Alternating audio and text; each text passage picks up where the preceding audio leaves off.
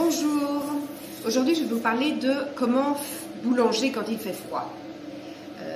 On sait qu'on a eu des températures assez basses et donc c'est important de savoir quels sont les petits trucs pour que le pain lève quand même quand on est chez soi dans un environnement assez frais. Alors la pâte pour lever, il faut qu'elle ait chaud et il faut qu'elle soit au moins à 24 degrés pour que les bactéries et les levures puissent faire leur travail et permettre les gaz de fermentation. Alors, ceci est bien utile, c'est un thermomètre avec une sonde, c'est bien utile pour vérifier la température de sa pâte. Alors, comment faire lever son pain à la maison? Voici mes petits conseils.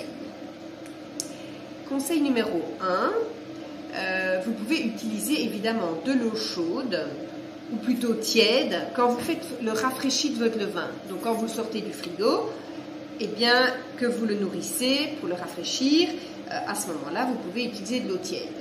Ça va déjà un peu accélérer le processus. Et puis, quand votre levain est prêt, donc quand on a le levain tout point, à ce moment-là, quand vous faites le mélange avec la farine et le sel, bien sûr, vous ajoutez votre levain et vous ajoutez de l'eau aussi tiède à chaude en fonction évidemment quelle est la température de votre pièce. Le deuxième conseil, c'est de faire lever votre pain au soleil derrière la vitre, s'il y a du soleil bien sûr, ou de le couvrir.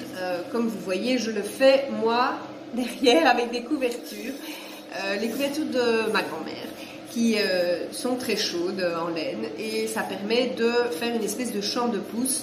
Alors, mon troisième conseil, c'est si vous avez un poêle à bois, un poêle à pellet, enfin peu importe, une source de chaleur, c'est de ne pas mettre votre pâton levé trop près de cette source de chaleur parce que le risque, c'est que la pâte déborde et qu'elle devienne mousseuse. Je ne sais pas si vous avez déjà eu ce problème.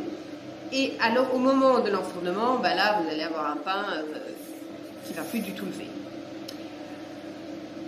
Donc voilà. Alors, quatrième conseil, c'est d'attendre juste plus longtemps que d'habitude. Bon, si vous avez le temps, bien sûr. Vous aurez un résultat équivalent, mais il faudra attendre plus longtemps. Alors, cinquième conseil, j'ai testé aujourd'hui un tapis chauffant. Figurez-vous que ça existe, c'est un client qui me l'a prêté. Et je vais vous le montrer d'ailleurs. C'est un tapis qu'on utilise pour faire chauffer ses semis. Je ne savais même pas que ça existait. Donc voilà.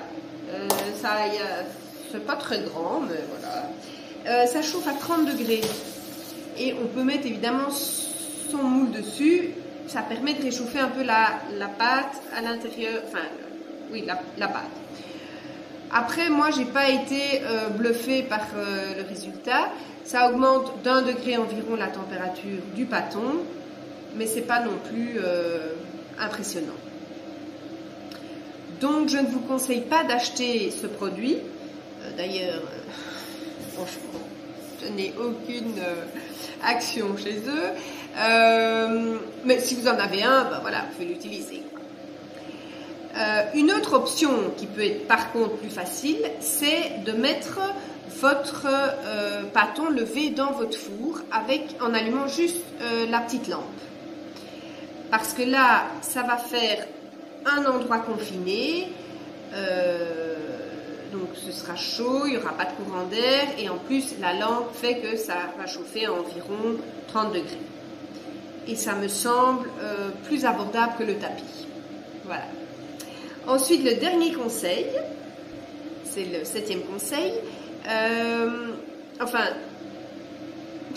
je ne sais pas, c'est pas vraiment un conseil en fait. On m'a parlé de déposer son pâton sur la borne Wi-Fi pour le faire lever. Bon, j'ai jamais essayé. Je ne peux pas valider ce conseil, mais en fait, mon intuition me dit que les conseils d'avant sont peut-être plus neutres en ondes que ce conseil Wi-Fi. Voilà. Donc, pas d'excuses, même quand il fait froid, on peut faire lever son pain chez soi et on a des très bons résultats. Voilà, à la prochaine pour d'autres conseils.